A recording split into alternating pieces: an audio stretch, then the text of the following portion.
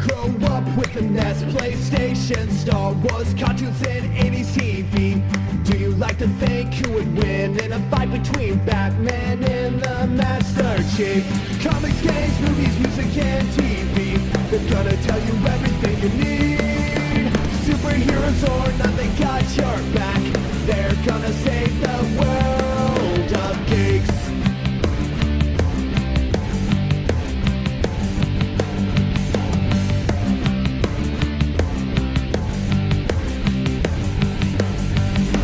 Games, movies, music, and TV, they're gonna tell you everything you need. Superheroes or not, they got your back. They're gonna save the world of This Week in Geek. This Week in Geek. Hello everybody, I'm going to keep this introduction pretty brief because my voice is only just returning. It's been sort of in and out since we did all of our E3 coverage, and as of this recording, it's only a day or so after I had my second vaccination shot, which I received a second shot of Pfizer, and I am in and out of being ridiculously exhausted, tired. No fever or anything that way, not even really a sore arm that much at all, but I'm getting bouts of like, where I got to sleep for like 5 hours, be up for 2 hours, sleep for 5 hours, up for 2 hours. And I want to conserve my voice for the next few days when I'm back to recording regular. So what have I been doing in the interim between recordings? Well, one, you've probably noticed I didn't have an outro recorded for the last review podcast, and that's because I got up after recording the intro to go make myself a tea, and I am not a tea drinker, but I made myself an herbal tea with a little bit of honey in it, sat down, went to finish doing the outro to it, and my voice basically stopped working completely. So we just sort of had to release it as is. So after that, I've just basically relaxed, and I played some games to sort of catch up on things I've been wanting to play for a while. As well, I received a Xbox Series S that is in place to replace the Apple TV 4K that I got that I thought would be great for streaming and playing games on, but it just wouldn't perform well and it would freeze up. There's a bunch of issues with it. It's sort of honestly a half-baked product from Apple, and I'm not really pleased with it at all. So I had returned that, received money back, got the Series S because I wanted something I could take between home and when I visit family and stay for a few days. And no moving parts, so it's easy to just put it in the backpack, move it over. I even went and put the 3-year extended accidental warranty coverage on it, because if I'm moving it between places, you know, it is what it is. And it only has 361 gigs of storage space. I installed all of the Gears of War games and a few indie titles, and that left me with about 70 gigs left over, and that's after making sure that I deleted any larger games. So it doesn't store a whole lot, but what you want to put on there are games that you're going to play on the go, like things that can move between places, like Sea of Thieves or Tetris, things like that. And it's something I can bring to the bedroom, keep in the bedroom, use the media remote, make it a high-end streaming box where I can plug USB drives in and play movies off of there, or through my network, or through streaming, and it does 4K, Dolby Vision. It does everything that my NVIDIA Shield TV does, and plays modern games with ray tracing at 1080p. So it is pretty much the ultimate streaming and media box right now. It's just missing a Blu-ray drive, obviously, but I have the full-size X for that. So that is been pretty much everything I've been up to. Birdman is going to be returning, I think, next week. Full-time is his goal to the show. After he, as of this recording here, he will be having a procedure to remove a stent that he had put in for his common bile duct so that he wouldn't die from stones. That's being removed, and then he's going to need a few days to recover, and he should be back, he said, to recording. We'll do a few weeks together in July. And then I'll be taking a break sometime in August for a few weeks where I'll just be running the back end of the website. and just posting everything. Just it won't be on air. I might have a review or two that I complete, but that'll be pretty much it. So I can take a bit of a break, and maybe we can get some stuff recorded ahead of time and just sort of have it ready to go. So in this review episode, we will be back actually next week to the regular news program, as my voice should be fully returned, and both Mike and I should have recovered from our vaccination shots and everything going on. But this is a review show. We've got two from Michael. He has Godzilla vs. Kong, and the Zelda, what is it? I'm drawing a blank on it here because I'm still kind of exhausted. There's the expansion that just came out for, I think, was it Age of Calamity? Yeah, the Age of Calamity DLC. So he's got that in there, and I have a review that we're going to put in the middle. It's actually two smaller things that I wanted to bundle together, and that is two Blu-ray releases, one called Heavy Trip and one called Love After Death, that we recorded just recorded it in a spurt of having a decent voice, and then it started to crack and go away again. But that is going to be the show. So 3, technically 4 reviews, and then I'll come back quickly at the end just to give an update on what's coming on the show this week. Basically, he was a geek, sir. Leave me alone, geek boy. Holy shit, you geeks are badass.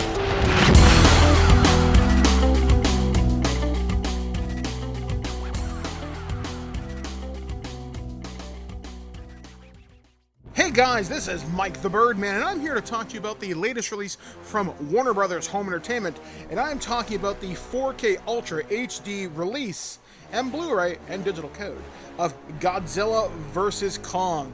Obviously, this was the monster movie to be monster movies, basically this generation's Freddy vs. Jason. So yeah, this was something a lot of people looked forward to. But if you lived in the States, you could have seen this on HBO Max.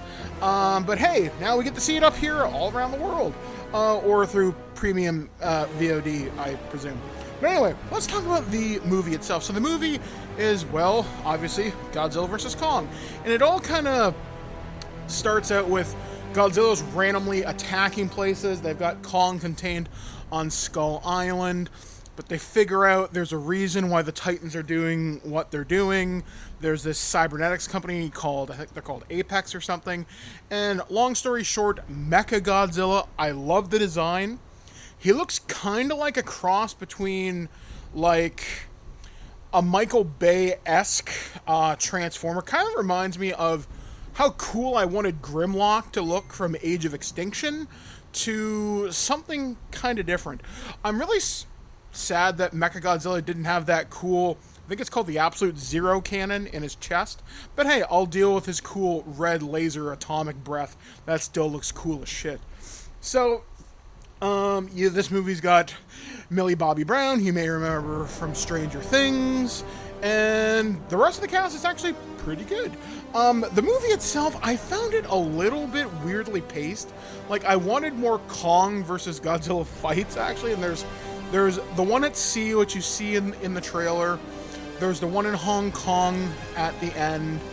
And then they fight together versus Mechagodzilla right at the very end of the movie. And overall, it's okay. Like I said, just a little weirdly paced. I wasn't as into this as I thought I would be, but because I felt like some of the human stuff's a little bit just kind of drawn out.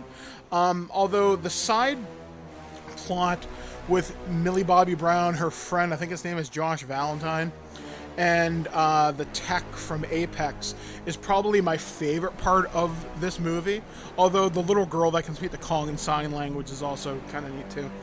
The special features for this disc, there's about an hour's worth of them. The ones I liked the most, well, they talk about the phenomena of each monster. Or they're like, hey, here's the evolution of Mechagodzilla. What can he do now? Here's some pre-renders. Here's some of the cool things we added, like shoulder rockets. How his mouth moves when he breathes the laser breath. Here's how Kong came up from the 1930s to now, like the Peter Jackson, the 1976 movie. There's a Godzilla feature where they talk about how the original Godzilla in Japan was a very serious movie talking about the after effects of Hiroshima, because it turns out Godzilla was only made about 10 years after the dropping of the atomic bomb, and it was really, really serious. I also didn't know it had the Akira Kurosawa crew working on parts of it, which I thought that was really cool. And then your standard fluff like, here's a commentary, here's breakdowns of the battles, and all that sort of thing. I was kind of surprised how many featurettes there were. It's about 10 or so. Overall, though, I'm going to say Godzilla vs. Kong, and I keep wanting to call it Kong vs. Godzilla. Maybe I'm a little biased. It's a good popcorn movie. And if you're a solid fan of the monster universe they've been setting up since 2014 with Godzilla and Skull Island in 2017, this is obviously the end cap to that. Will I do more? I'm hoping. I just don't know what other monsters I'd really want to see. I mean, we've already seen like Mothra, we've already seen like stuff like that. I really don't know where else there is to go, but hey, that's why I'm not in Hollywood. That's why they are the idea factory that they are. So Godzilla vs. Kong from Warner Brothers Home Entertainment. I think this is actually a pretty good movie in that regard. More leans heavy towards fans. I don't see a lot of younger kids getting a kick out of this, but you know, if you want to see big monsters kick the crap out of each other, if you want to see a movie that proves the concept that a Gundam movie could work or a Neon Genesis Evangelion could work, then Godzilla vs. Kong is probably up your alley. So that comes to us today from Warner Brothers Home Entertainment. This is a fair request, and I promise I will not judge any person only as a teenager, and that this is no more right than saying all teenagers are drunken dope addicts or glue sniffers.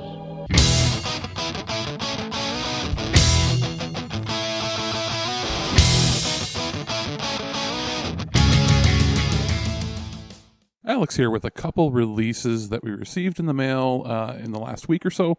One from AGFA, the American Genre Film Association, and which is in association with something weird, and that is Love After Death, plus The Good, the Bad, and the Beautiful. It's a double feature Blu-ray disc, as well as a movie called Heavy Trip, and that's brought to us from Doppelganger Releasing. I'll quickly go over both because I don't think that they really need a long review for, and they sort of pair up in the quirky weird factor. Now, these were provided to us from Vinegar Syndrome, who is the distributor of these films, and they fit right in with their weird independent labels that they do the releasing for. With Heavy Trip, it is a Finnish heavy metal road trip comedy.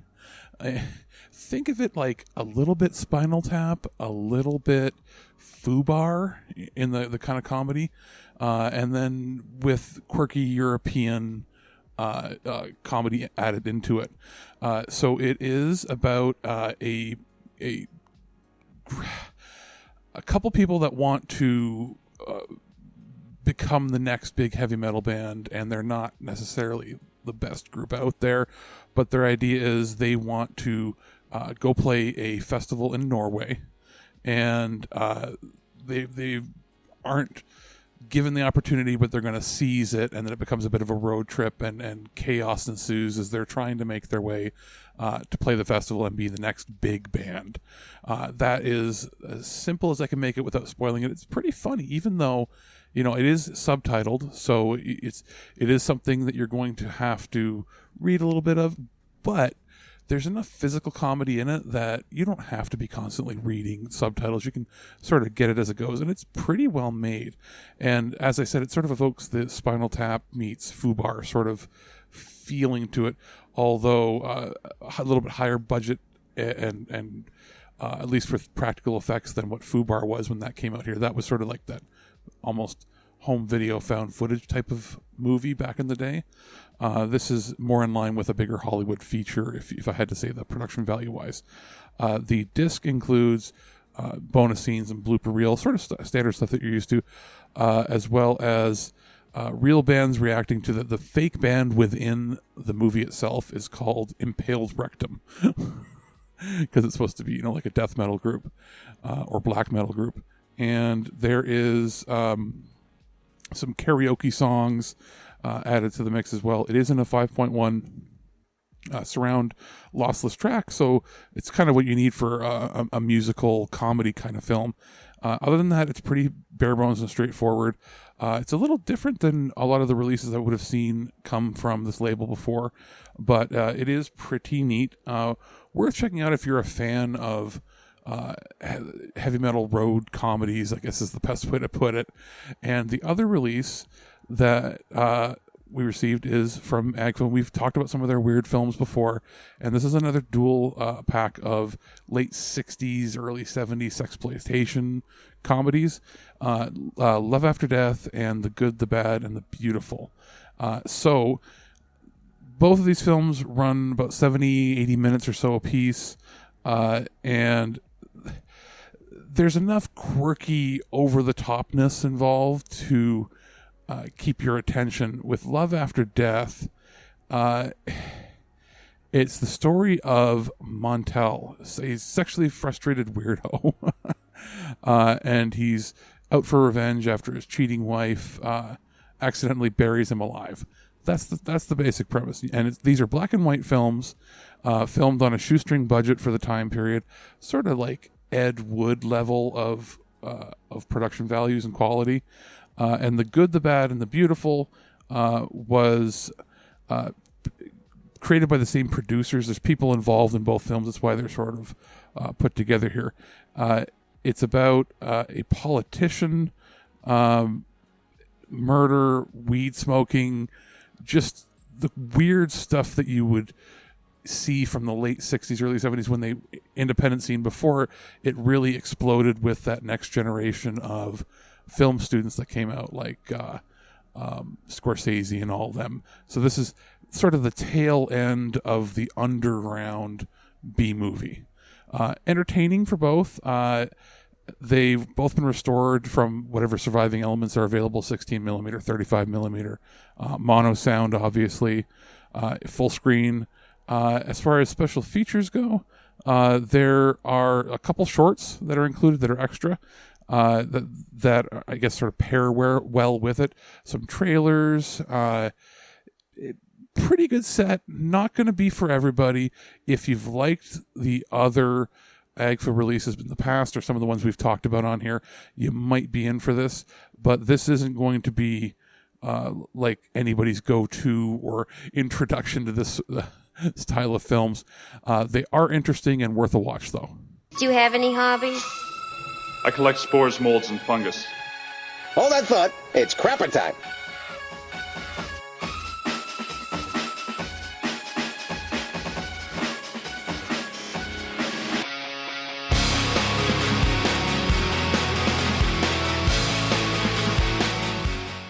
Hey guys, it's Mike the Birdman, and I'm here to talk to you about something that was provided to us by Nintendo. I'm talking about Hyrule Warriors, Age of Calamity, and the first expansion pass, which is known as Pulse of the Ancients. This is the DLC pass.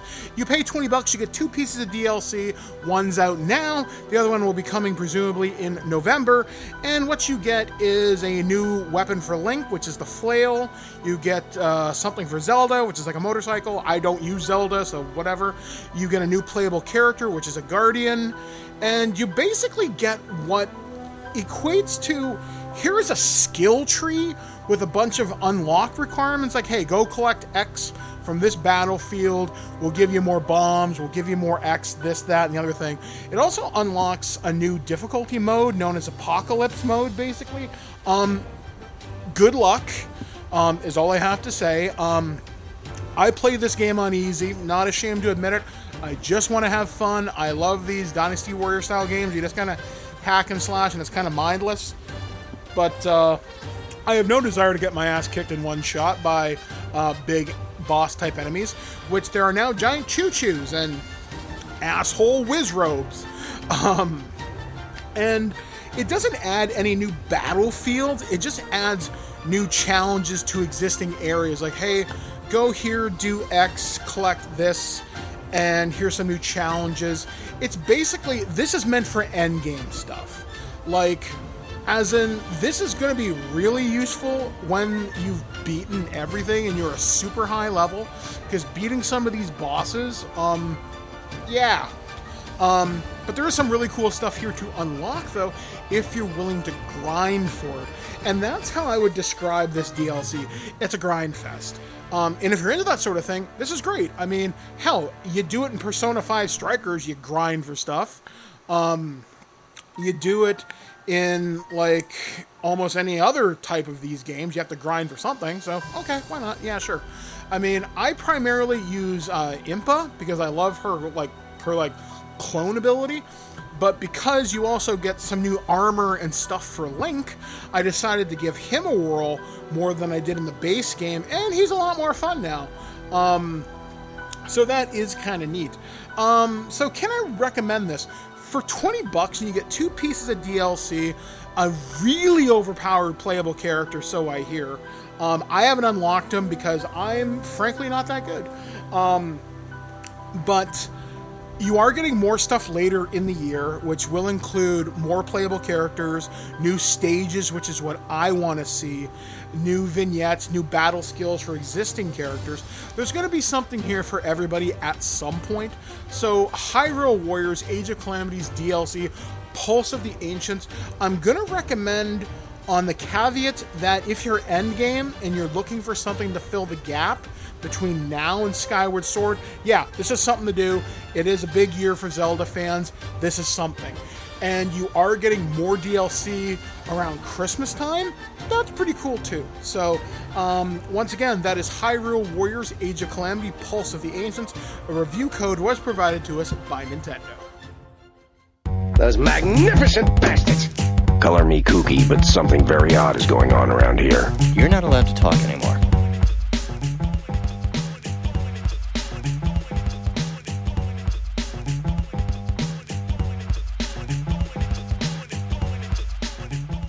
And that's going to do it for the show. What do we have coming up this week? Well, let's pull up the old schedule because I've got a few things I know ready to go. It's just a matter of how have I spaced them out. I know that this is Monday that you're hearing this, so we have on Wednesday an Earth vs. Soup for Rocket Attack USA. So we'll have that out, and then I believe on Friday, if all goes well, we'll have a loose cannon on 2 of the early Canadian sci-fi films from really before we had a proper industry going. One is Starship Invasions, and the other is H.G. Wells' The Shape of Things to Come, which is from 1979. And boy, oh boy, is it weird. And that episode is, again, if scheduling works, going to be a sort of crossover-y with the Earth versus Soup, in that we're going to have Aaron and his wife Darlene are going to be on so we can discuss it, because those films sort of fit into their purview of what they do with their podcast. Even though it was the 70s, Canadian cinema at the time was pretty much stuck in the 50s. It really wasn't until David Cronenberg and a couple others, but mostly Cronenberg, really propelled the film industry in the early 80s into being what it would become now with Telefilm Canada and everything providing funding and the big boom in production quality and productions up here. So that'll be out Friday. Again, knock on wood, everything goes well. And then we'll be back to our regular programming. Monday will be the regular show, and we're going to find a time sometime in the next week or two, I believe, to record the Sunday Funnies. That'll be on some superhero-related and comic book-related television shows of the 80s and 90s to sort of complement what we had talked about previously. So that is going to do it. I'm going to go relax my voice so I can be good for the next couple days when we do our regular podcast. And I will be back after that with Birdman. Hopefully, again, knock on wood, everything goes well with him. And we should be back to our regular programming schedule starting in the middle of July. At no point in your rambling, incoherent response were you even close to anything that could be considered a rational thought. Thanks for listening to this episode of This Week in Geek. Hungry for more? Check out our website at thisweekingeek.net. You can subscribe to the podcast, browse our Twitter and Instagram, and leave your thoughts on today's topics. If you'd like to give us some feedback, send us an email at feedback@thisweekingeek.net. Tune in next time, and remember, lower your shields and surrender your listenership. We would be honored if you would join us. Thank you for your cooperation. Good night.